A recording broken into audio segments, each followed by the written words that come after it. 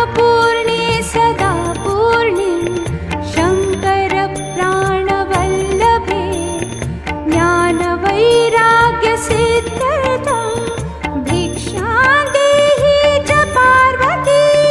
माता च पार्वती देवी पिता देवो महेश्वर बान्धवा शिवभक्ताश्च स्वदेशो भुवनत्रयं स्वदेशो भुवनत्रयं स्वदेशो भुवनत्रयम्।